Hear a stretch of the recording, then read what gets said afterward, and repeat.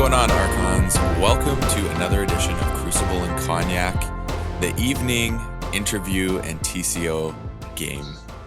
Today I have with me the famous Aurore, who grows in notoriety by the minute, I feel like. So Aurore, welcome to the conversation. How are you doing today?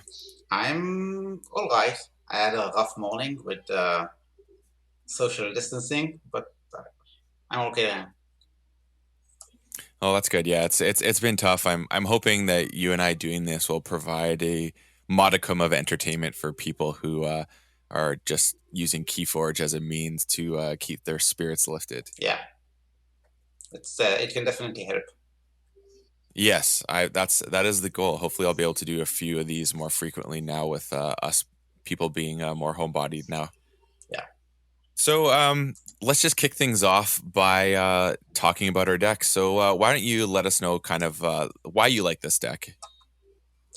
Well, I like combo decks, and this one is combo-ish. It has reverse time and a time traveler, and that kind Oh, of nice. sets up the tone of the deck. Um, there's some crazy stuff that I can do with it that I figured out while playing it. Still doesn't go off every time, but it's really, really fun when it does. The Shadows is just Shadows. It's not too exciting, but really do like the Brobnar. It has two Gengar Chieftains and Champion Challenge and a couple of looted bodies, so you can actually generate some ammo. And that's about it. All right. Yeah, it looks pretty cool. I like some of the things in there. It seems very interesting. For me, I'm rocking my Talented Parasite Samantha, which is one of my absolute favorite decks. I won the very first Sealed Survival tournament with this deck. It has a lot of tricks. Like I haven't played in a while, so I'm hoping I don't screw up by not remembering them. But there's a lot of ways you can do really cool things by like a lot of house cheating through logos and stuff, which is a lot of fun. Mhm. So it's just got a lot of tricks. Like I love the logos in this. It's one of my favorite logos houses that I've had, especially for AOA. And then, like you said, Shadows is Shadows, and the Sanctum gets some bodies on board, which is kind of necessary in this deck. So let's kind of kick things off and start the interview. Sure. All right, I'm going first, and I think I will keep this hand. I'm still thinking about it. Hmm. No, I think I'm gonna change. Yeah, that looks better. All right. Director ZYX to kick things off. That's a great card. I actually like Director more than I like Mother. Really interesting.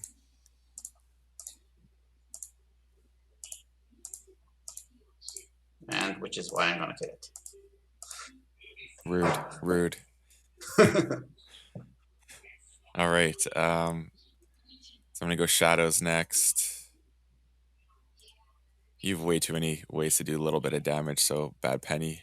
Not that it ever is a consideration to be played unless you have some sort of combo, but it's definitely not getting played right now. So for those of you who've watched this before, you'll notice I normally ask a few questions at this point.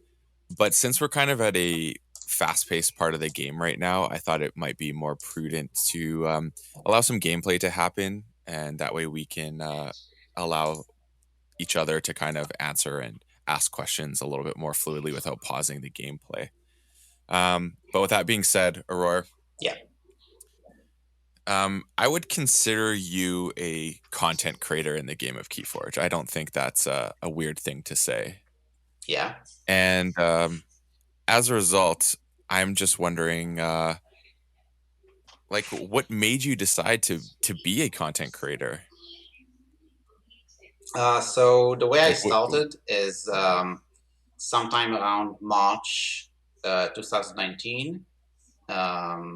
I realized that our local scene over here is kind of small, and I don't really get to experience, large scale tournaments, and I probably won't because the game didn't really take hold. So I decided, well, I'm an adult and I have a disposable income, and I can take a flight to the UK and participate in a tournament. Um, Once I decided to do that, I also decided at the same time that I want to be more competitive. I didn't want to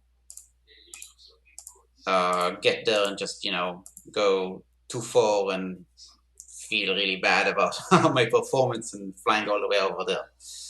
Mm-hmm. So I decided I want to improve my game, and I thought it would be interesting to document my journey as I improve through the game. So I started a blog and started writing my experiences about learning and what I started doing differently. And I got a really big positive response because I was pretty much the only um, text-based content creator at the time. And Right. so I decided to expand on that. And at some point, when I got um, to understand the game even better, um, I realized that I have a lot more to contribute. And I started also just writing like actual full articles and seeing how that like helped me as a player and how that could help other people as players. Mm-hmm. Yeah, I like that. I mean, I think that a lot of people refer to your content as a way for people to, digest the game and learn a little bit more, which I think is fantastic. And I think that everyone is like truly grateful for it because it's you're very insightful. And I noticed that your articles, most of them, like you don't, they're very concise and you keep things um quite succinct and to the point without creating like a huge dialogue. They're like very digestible with very crucial pieces of information. Was Is that a conscious decision or is that just something that just kind of came out that way? I think that's my writing style. I like Hmm. concise. Like when I write fiction, I also write pretty concise. I like to write short stories. Okay. I like to convey an idea, and that's about it. Right. That makes complete sense to me. Um, do I want that back? Okay. I gotta figure out how I'm gonna do this.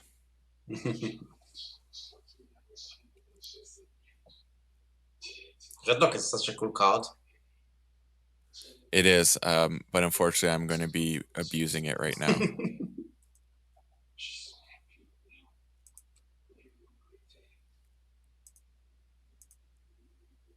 ABC, right? Always be checking. Yeah, I mean that works. Um, yeah. Okay, so the next question I had for you is, if other people out there wanted to like create content and whatnot, what would some advice you would be to them? Like, because I think that if there's more people creating content for the game, it shows a strength to the game. And so I'm just wondering, like, what would you say in response to that? Like, what do you find is a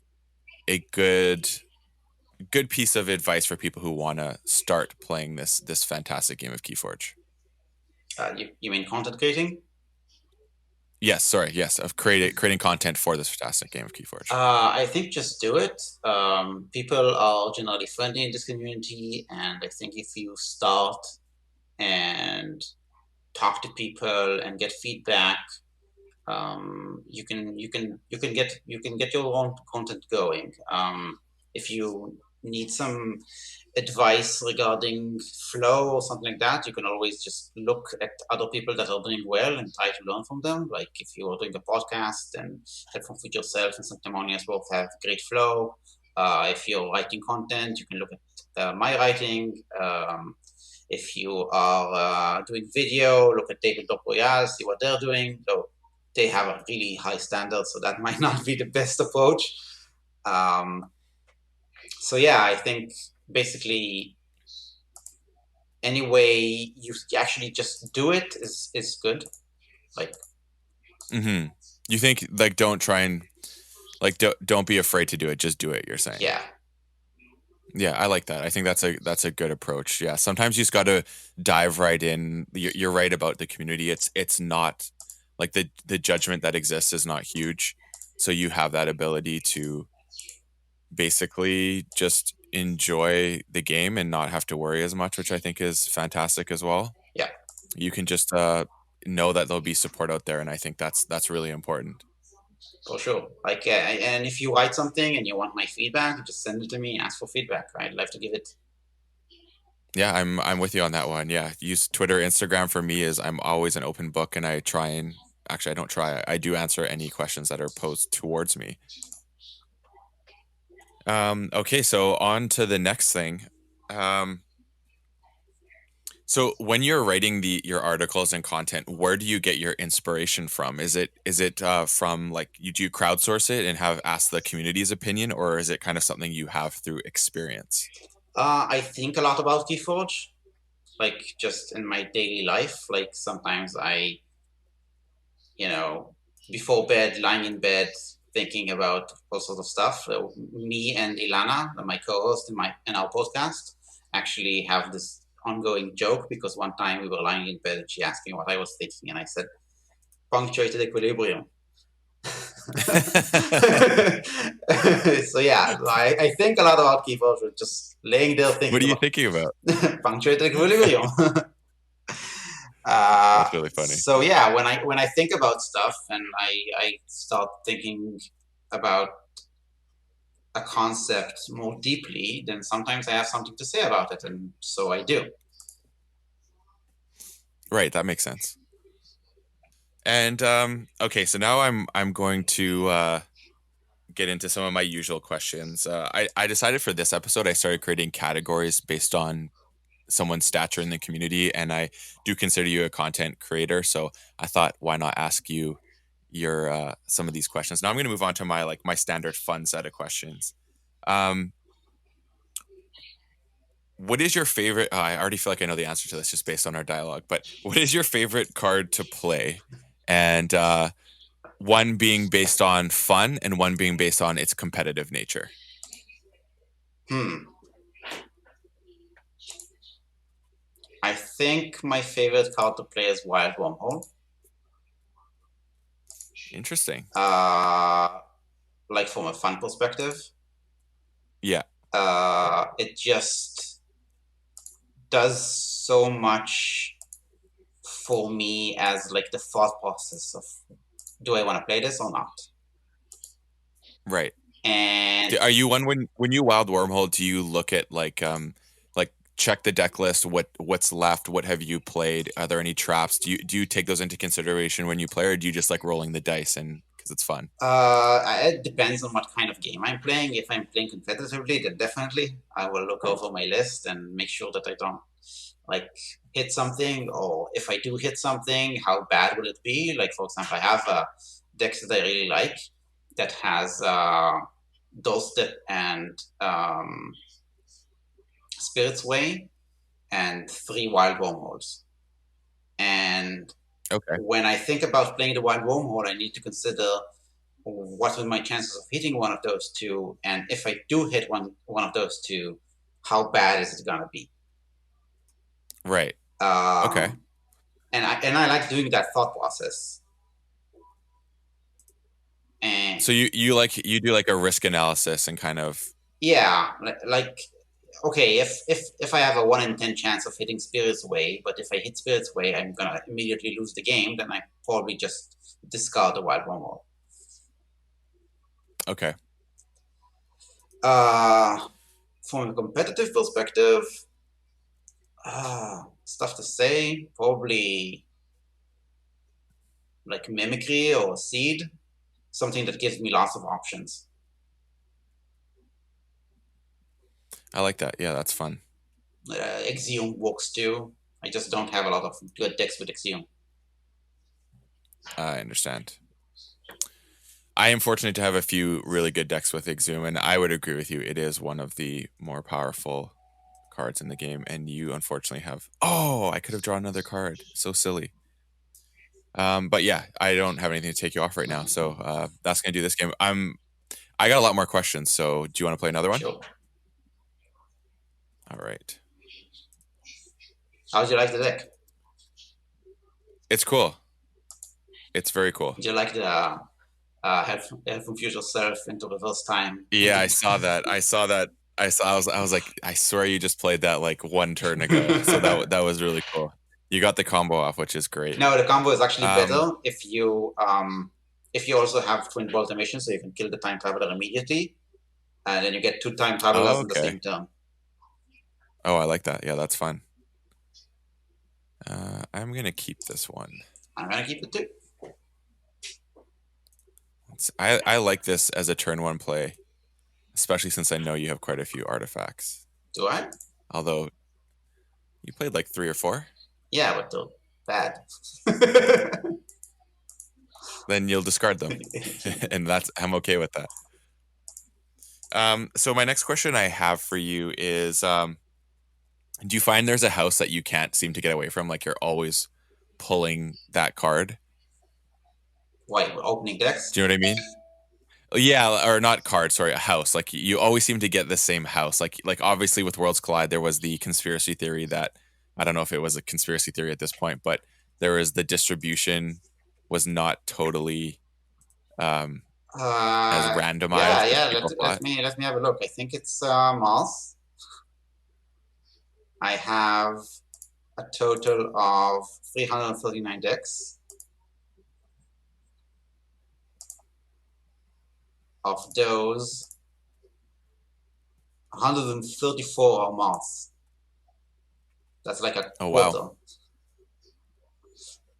yeah, that's a good amount. That which is interesting because there's a third of the sets don't even have that house in them, so that is very No, interesting. Do you have I don't the have a lot of Worlds Collide decks. I don't really like Worlds Collide. really? Yeah. Well, then that's a question in itself. Why don't you like Worlds Collide? Um. Well, first of all, I don't like Saurians. Uh, I'm with you on that. Like I understand they're powerful, but I find I'm not gravitating towards decks that have them and wanting to play them. I've noticed that about myself. yeah, I just don't have fun playing Saurians. I think the decisions that I get to make while playing Saurians are not as exciting.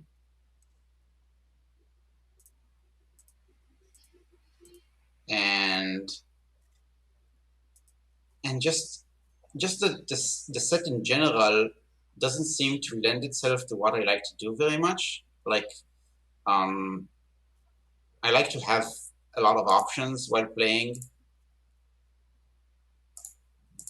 and I don't know. I kind of like didn't have any decks that allowed me those options while opening, and then I just kind of like didn't feel up to it. Like, I'm sure that I could find more Worlds Collide decks that I enjoyed, but currently the only one that I really like is one which I bought on the secondary market. It has double punctuated equilibrium, Yes, that does sound fun. and that's like I really like the way that makes me think. Hmm.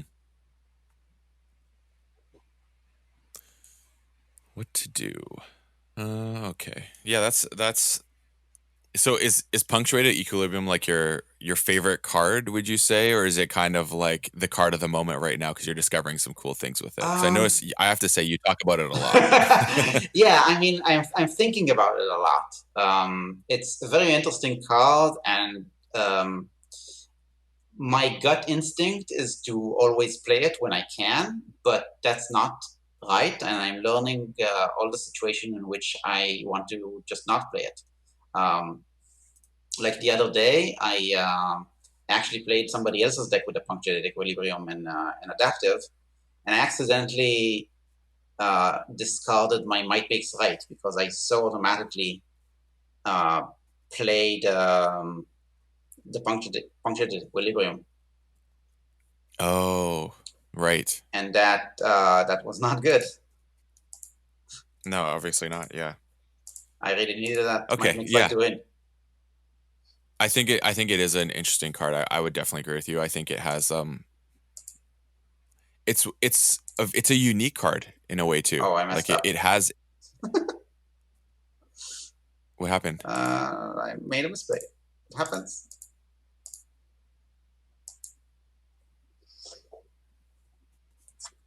Okay.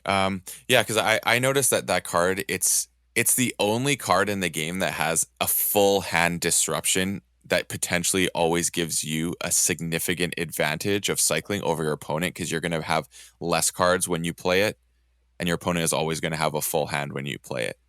And it's one of the few things that can stop like it's like I think it's the only thing that can stop like someone just played a Martian Generosity and filled up their hand. Yeah, that's Now true. you can basically get them I really get like rid it of it. in adaptive because people bring decks that are not always top of the line, and there are some interesting thought processes there regarding when your opponent has crafted their hand and you chuck them, or when they're stuck with a lot of cards that are dead and they don't want to call that house. Like when I played somebody else's deck um, against mine in adaptive, I got stuck with a handful of discards that I didn't have anything to do with, and then they played Punctuated Equilibrium, and I was like, "Yay!" Right. Cleared out my Yeah. hand. Yeah, that's I know what you mean. Yeah, it can do that. It does have that, but I feel like that's a rare Yeah, it's definitely rare. side of things. Um, so my next question for you is would you consider yourself a community leader in your local scene? Um, Probably I'm the only one that shows up consistently. Uh, So like so you would say your local scene like it's a low turnout most of the time, like you don't have ideal situations? yeah, we have between 4 to 6 players on a weekly basis, and there's quite a few chain bounds that don't fire at all. Interesting. And is that always been the case? We had a really Or big is this turnout something on the release event. Like we had close to 30 players show up to try out the game, but it just didn't click with most of them apparently. fair enough? Yeah. So we have a small community. It's still fun to play. I enjoy it. No, But for yeah, sure. I think it is fun to it could play. be more.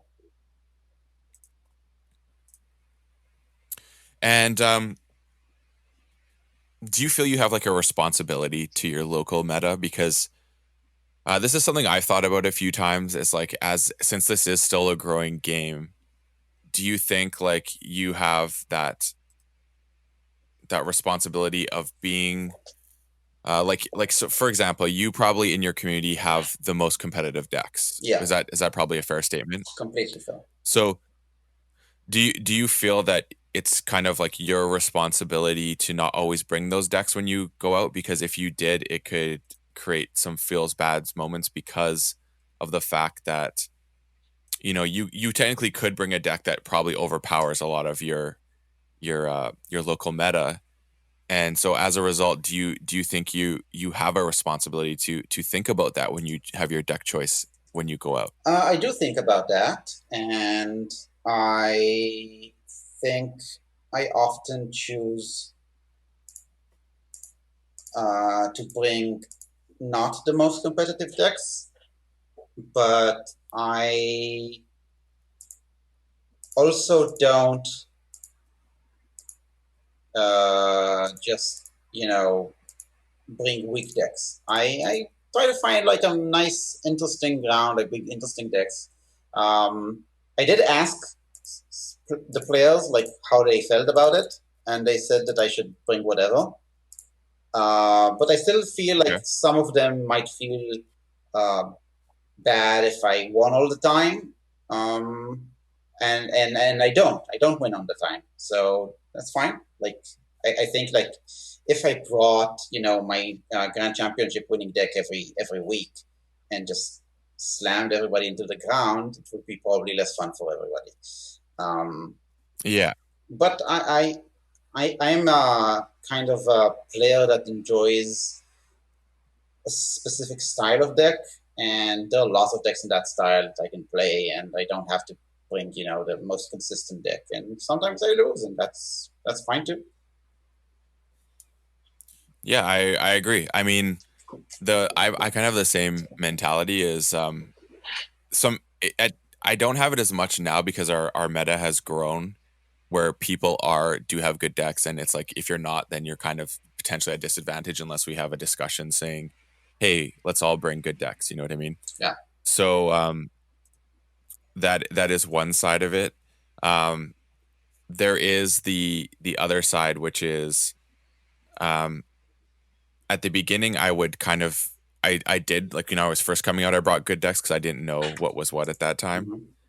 But now I found myself being more in a position of I got to a point where I was like, unless there's a really like great prize on the line that I want to add to my collection, I would kind of just bring something fun to play Yeah, and take that kind of approach. So that is something I've noticed myself, and I think it's because the game is still growing. I think we do have a responsibility. I mean, if we were like 5 years into the game, I feel like we'd have a bit more of a um, kind of like a leeway to do things like that, like to just bring whatever. But I think now at this early stage, it is important that if you are very active in your community and you have the will to grow it, you do have a responsibility to make decisions that are not maybe always where you're playing your most competitive deck, but are going to foster the growth of the community as a whole. for sure. I sometimes bring a top deck from before an event, and I need to like play with actual card against people and see how it goes. But most of the time, Hmm. I just bring whatever I feel is fun at the moment. Right, And I don't have like a lot of chains on any of my decks. Like I think my highest because is, you're always bringing out something new. yeah, I always have like 6 or 7 as my highest, and I just play whatever I feel is fun at the time and not think too hard about it. No, yeah, I think that's a good approach, 100%. Um, so when you buy decks, do you find yourself more buying decks on the secondary market, or do you just like to basically buy packs and crack and see what you get? I do a mix of both. I generally enjoy opening decks more, I think. I like um, opening a deck and looking at it and evaluating it and trying to see if this is something I would enjoy playing. Um, Oh, whoops. I actually accidentally chose the wrong house because I was thinking about what I was doing the wrong way.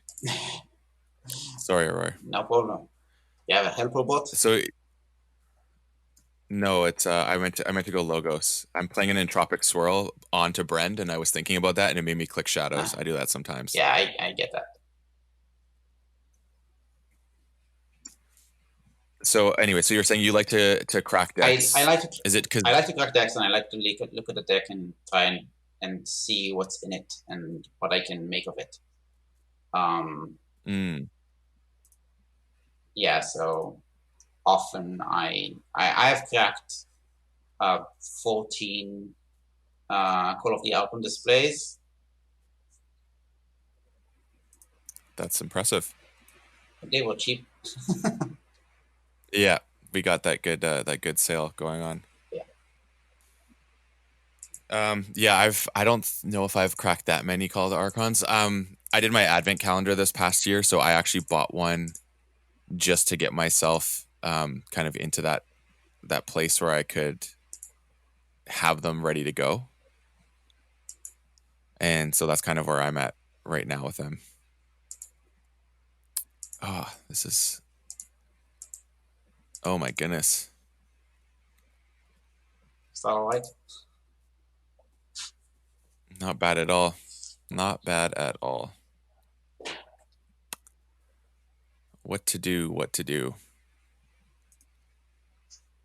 Well, that works. Yeah, so I like cracking too, but I'm now kind of at a point where I'm second guessing doing that. I'm not sure if that is the It's not the economical. right thing anymore. No, it is fun, and I mean, if you can create content and stuff like that with it, I think it does have some value. But I would agree that it's not economical and not always the best thing to do. But it is fun. There's no question about it because you're basically opening something that doesn't exist every time. Yeah. But I do also like trading. I like trading like 4 or 5 decks, four or five other decks, and then you get rid of some decks that you have no interest in, and you get some others that Oh yeah, you yeah. like, and that's really fun. And then you can That go is. over I some of would this 100% collection agree. and go like, ooh, this looks neat. Yes, I like that too. Like there's also like the quest for a deck as well when you kind of find a little combination of cards and trying to find a deck that makes that work in a better way than you originally found. I think that's a really cool part of the game. Yeah, you got this one. All right. Should we do a third just since we went 1-1 just to make sure we know who won the round? Sure, let's do that. All right, let's do it. I got a few more questions. So, um, whoops, sorry. I'll click the rematch button.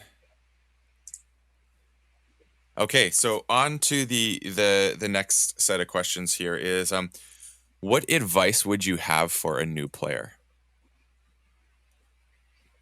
What advice I have? Well, like just in getting better, like having more fun, or like If someone was just entering the game, like they just let's say they just bought their first starter pack, what would you say the best piece of advice you would have for them would be? um, hmm, play it a lot before you move on to a new one. I think. So you think at the start, don't get enamored with building your collection, take one deck and really get to know it? Yeah, get to know it, get to know the game through it, figure out how the game works and why you're successful or unsuccessful with a certain deck before you just go on and try and, you know, find some other stuff. I think that's great advice. Yeah. It's sometimes you can it's like paralysis of collection. You know, you have so many decks. It's like I don't know which one to play and you kind of freeze and it gets stressful just trying to select a deck some weeks. I've been in that position before. Yeah, I-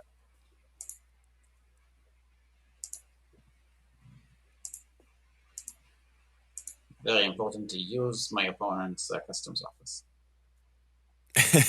It is. Eureka is such a lovely card. Oh, it's so cool. I wonder if we'll see it again. I mean, it feels like like it only made one run. I think it do you think they thought it was a little maybe too overpowered or I have no idea what they thought. because I thought we would have seen it again. I hope so. It's a pretty cool card. Indeed.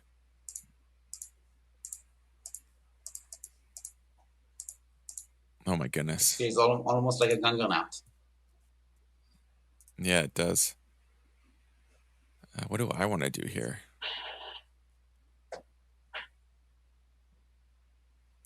Okay. So my next question for you is what type of player do you find yourself? Like what do you gravitate to as a player? Do you think you're like control, rush, combo? Like what do you generally like to play or are you kind of a maverick and a jack of all trades with this? I definitely don't like control.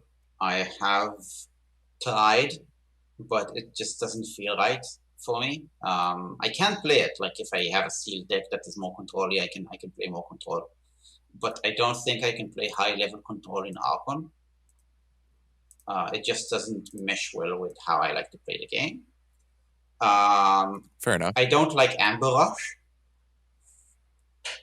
but Is there a reason? it just feels like the decks that I have seen that are Amber Rush that I had experience with just weren't very interesting to play. It's just like play a couple of dust Like you spits. find it's just like yeah, I see what you're saying. It's too like on the nose, so to speak. Like you just play cards and it does it. Yeah. Okay, yeah, I could see that. Okay, so 1 second. Yeah, I I'm need trying to to. actually think about this. This is the actual No full problem. I'll give you combo. a moment. All right, let's see. Uh, yeah, okay, so I play this one first.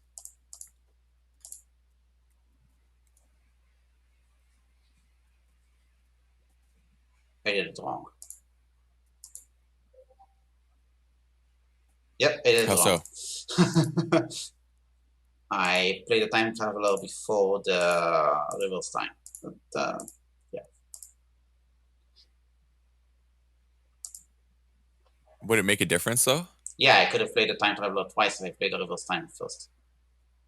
Because you wouldn't have got Help from Future Self into your hand though. I would. If I played the Help from Future Oh, I Self, see what you're saying. reverse time, then the time Yeah, I'm traveler, with you. then the twin To draw the bolt, then card. another Help from Future Yeah. Self. Yeah, I see what you're saying. Well, I'm grateful that you messed that up. Because that would have been really bad. All right. So what do I want to do here? I think that is what I want to do.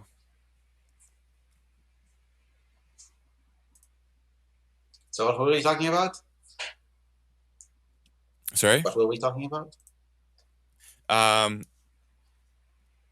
I can't Control remember. players, We'll just rush decks, oh yes, rush yes. decks. Yeah. I like to have, And we were just saying like they're straightforward. Yeah. yeah, I like to have combo and speedy decks, and by speedy I don't mean rush decks, but decks that allow me to draw a lot of cards. One of my favorite things Hmm. to do is play library access and wild wormholes, which increases the size of my hand.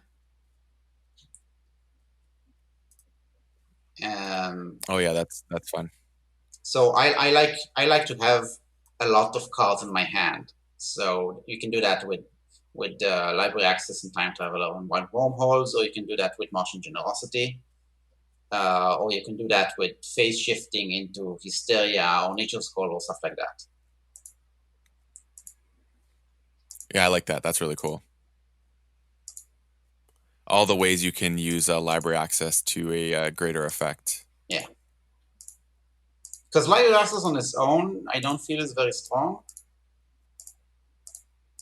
if you don't combine it with something that actually makes your deck more efficient. Right. Yeah, I would agree with that. Oh, that just changed everything. Like library access with 3 wild wormholes is pretty much my ideal starter set for a deck. Okay.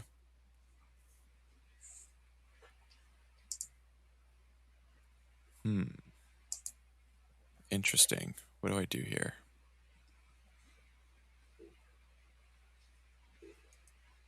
All right. Let's gamble.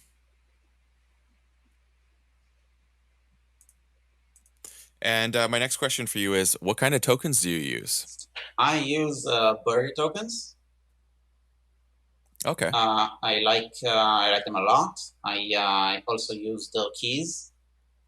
I actually only got the upgrade packs because I didn't want their amber. I used small aquarium crystal amber thingies you can get from Amazon or AliExpress. Right. Okay. Yeah, those are cool. And oh, that worked out very well. That's a nice one. One more. Yeah, that was. Um, again, the reason why you can love that card is sometimes you just get the RNG in your favor. Yeah, I actually was like the other day. I was like, okay, so my only out here is a gatekeeper, wild wormhole gatekeeper. Oh, nice. That's amazing. But I think that's what's cool. It provides like the Hail Mary plays in the game, which is a really neat thing. Like obviously it's not always skill related, but it does create a really fun aspect to the game, I think. yeah, it does.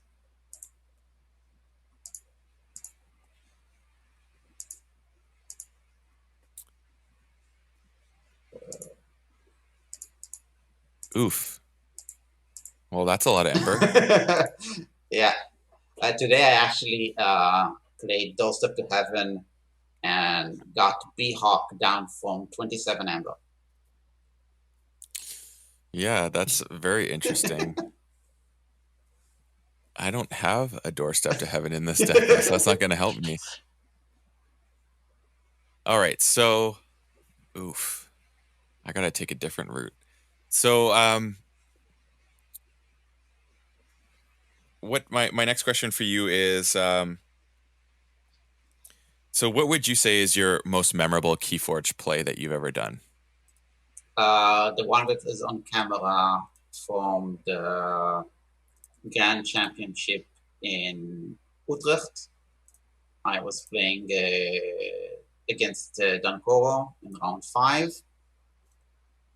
and I gave him a surprise win. He was like on check for his third key, and I won. That was Oh, that was really? pretty memorable.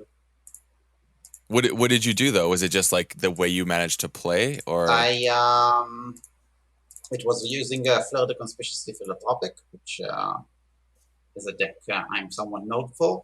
Um, it combos out with the Library Access into Time Traveler and phase shifts into Relentless Assaults. And I think I phase shifted into Key Abduction. Oh, nice.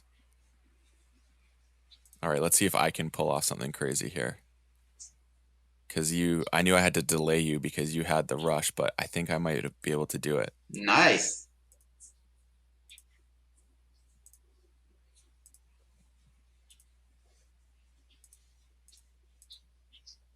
Very nice. That worked out well. I drew into the Oath of Poverty, and which I was kind of hoping for as a burst. Oh no. Yeah, I don't have anything to stop you though. Oh, yeah, I was worried. I'm like, the miasma is crucial right now because I think I can only delay you. I can't fully take you Yeah, off. that was a very nice late page. Yeah, thank you. Yeah, that was that. Honestly, these decks are fun to play against one another. They're pretty back and forth. I feel like it was always like we were going key to key. I felt through every game. Yeah, that was pretty tight. Okay, so now my final question that I always like to ask is, if you could have any character in Keyforge be like your spirit animal or like the representation of you, what character would it be? So it can be like a creature or someone like something you see in a card. Like Scrouner chose like I think it's the Relentless Whispers. The guy screaming face was him. So who would your Keyforge spirit animal be? I think maybe Teliga. Taliga. Yeah, I like that. yeah, she's awesome. The reverse hunting witch. Yeah. Yeah, I was playing against Dan yesterday and I managed to play Taliga I think 4 times. And I started off the game and then he obviously killed Taliga and then I regrowth Taliga and played it again with like another untamed creature. And then he killed Taliga again. I dropped a Glimmer to get my regrowth back, and then I grabbed Taliga again, and I dropped a Nepenthe at the same time, and then he killed Taliga again. So I used Nepenthe to grab my regrowth, and then grabbed Taliga again, and I just kept playing it turn after turn, making him use all his removal. And I don't know if it was like the best play, but it was just fun to just keep putting this. Like if you're gonna keep killing it, and I can keep bringing it, I'm just gonna keep doing that because it feels like an annoying thing to do, and Dan does like to try and annoy me with the way he plays. So I felt reciprocate when I can. Yeah. I love the Liga gameplay wise too, but like art wise, I really like her. I agree. I think I think they did a great job with actually all the witches. I think they have the most like collectively the most beautiful art in the game Possibly. because you have like Grove Keeper, Hunting Witch, Taliga, Witch of the Wilds, like they're Dusk Witch. It's all like really beautiful. Xenos too. Beautiful. Yes, yes, and they have this thematic quality to them in a way which is really neat. Yeah. Speaking of witches, Alex and I, Scuzzy Gruen, we were given early access to Tales of the Crucible because we're going to be having maybe an interesting discussion on Help from Future Self in the future. So they really do a really cool thing with some of the untamed lore in those books. So it's really exciting stuff. Something to look forward to. Yeah, May 5th, I think they come out. So hopefully that all right, still Aurore. happens. Well, you can still get it digitally, right? So worst case scenario, you just put on a Kindle or whatever device you have as absolute worst case scenario. Yeah. Really appreciate you coming on the show and playing 3 games. This was a lot of fun. I kind of just normally I just do 1 game, but I was really enjoying playing these decks against one another. So we went best of 3. It looks like. Yeah, that was a ton of fun. Thank you for having me. Yeah, my pleasure. And as always, everyone, actually, where can people find you? You can find me on timeshapers.com. It's my blog. If you want to talk to me on Twitter, you can find me under @materialpoetics. And I'm also on the Discords as Aurore. We also have a new podcast. We have 3 episodes Yes. out, which is called Time Shapers with an S at the end. And you can find that on most podcasted services. And if you can't, please let me know so I can get it up there. I really enjoyed it. It's really good. I got to catch up on the 3rd one, but I enjoyed the first 2. They were great. Thank you very much. All right, everyone. Thanks for tuning in. Please do like and subscribe. And as always, may your amber never be stolen and your keys forged promptly. Have a good one.